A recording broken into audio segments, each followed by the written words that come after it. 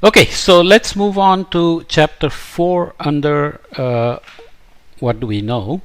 Impact of cities on climate and the environment, the flip side of the impact of climate and environmental change on the cities. City growth has caused climate change, but that growth is also what is going to get us out of it. So it's talking about economic growth, innovation, etc. It's like a market forces talking here. Main findings here: cities grow along three margins: horizontal expansion, infill development, and vertical layering. The relative importance of each varies with both a city's level of income and the costs of vertical development. When today's advanced countries began to develop and urbanize, they faced prohibitively high technological costs of vertical development. The elevator and other modern building technologies have lowered such costs for cities in today's lower income countries. So we'll look at this a little bit in terms of data, when the elevator evolved and how the building heights have grown over time, etc. Yet cities in these countries tend to expand outward rather than upward because of the capital intensive nature of vertical construction, failings in land and property markets, and regulations that constrain developers from building upward. Often there are regulations that restrict building heights. In DC it's often considered to be a safety issue. Elsewhere you could be near the airport and that could restrict the height of the buildings and so on, or just the market itself. Previous work has pointed to a city's productivity level as the main driver of whether it grows outward or upward, and theorized that cities that build upward also expand faster outwards. So it's not just either or. So even though I've closed the window, I'm getting some wind from the other room, so let me check the quality of the sound afterwards. New research undertaken for this report finds instead that more vertical development results in both a more compact, environmentally friendly urban form and higher incomes. That's a good thing to know. However, lower carbon dioxide emissions associated with a more compact urban form must be weighed against the higher emissions embedded in the construction of taller buildings.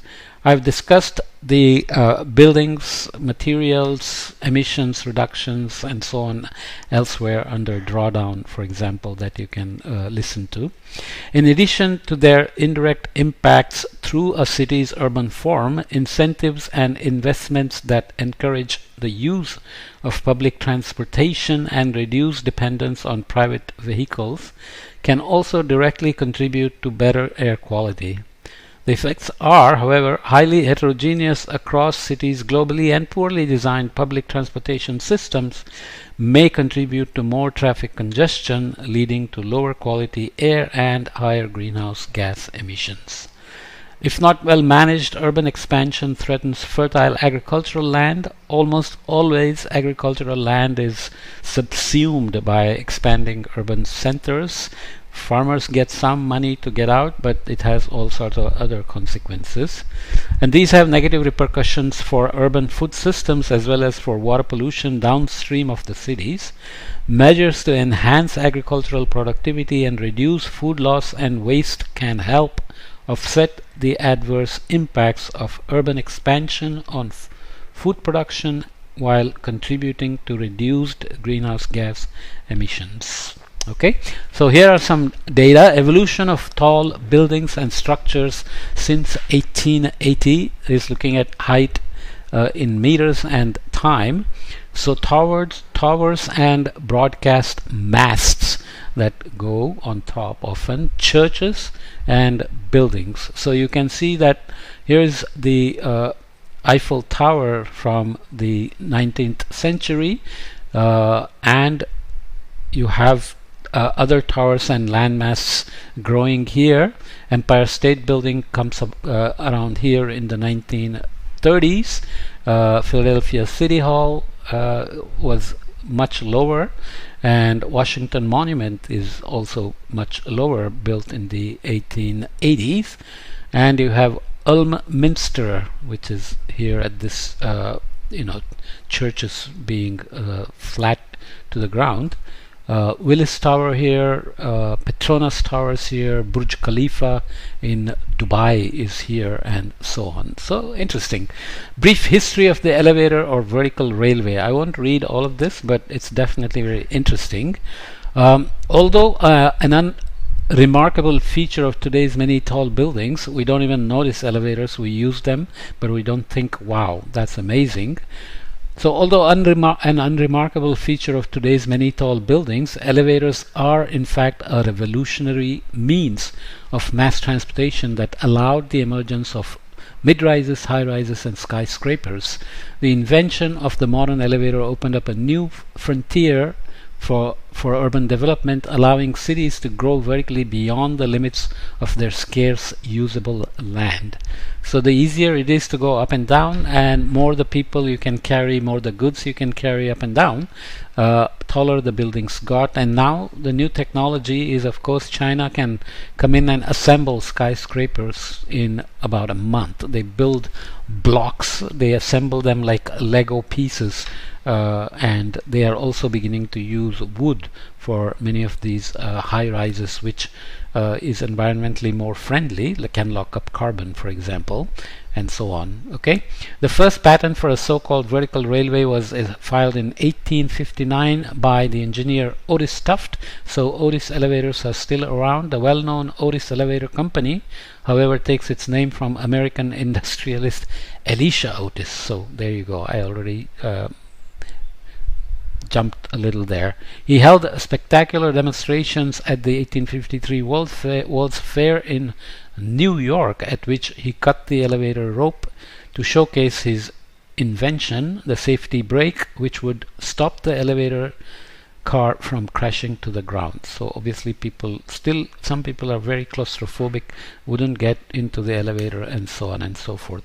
Let's read a little bit more, or maybe look at a figure.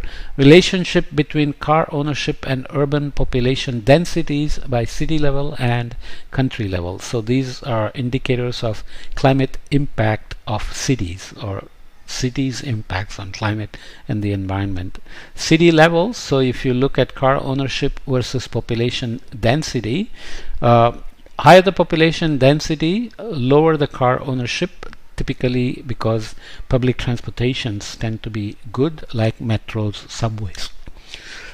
subways, etc. And people also take taxis a lot. So you have Ho Chi Minh City here, Jakarta, New Delhi is up here, and so on. And these numbers keep changing because as income levels go up and India becomes more prosperous, car ownerships go up, even in a place like Delhi.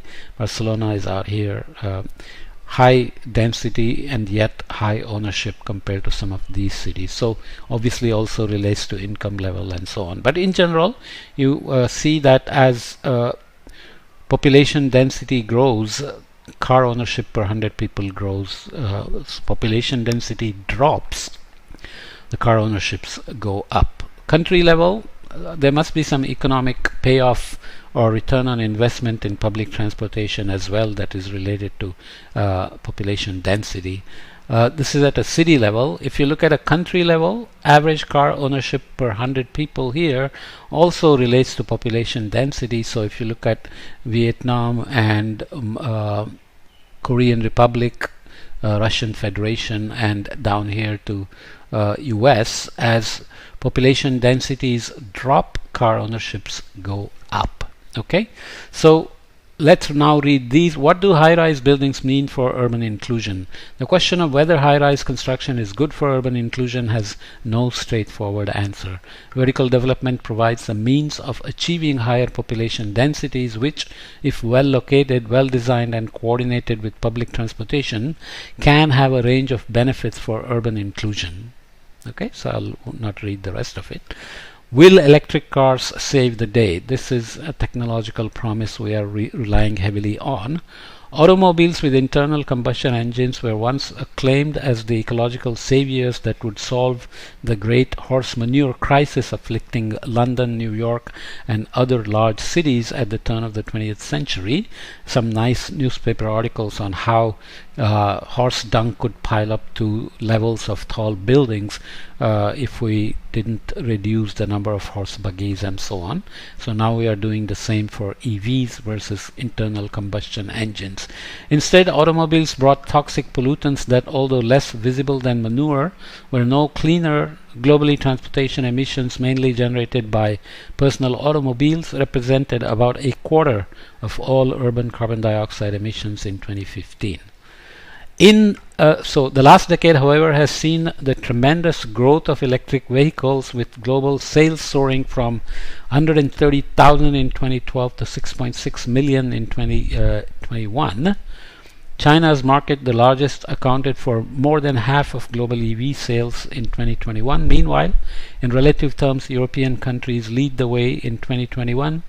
EVs accounted for almost 75% of the vehicle sales in Norway, 45% in Sweden.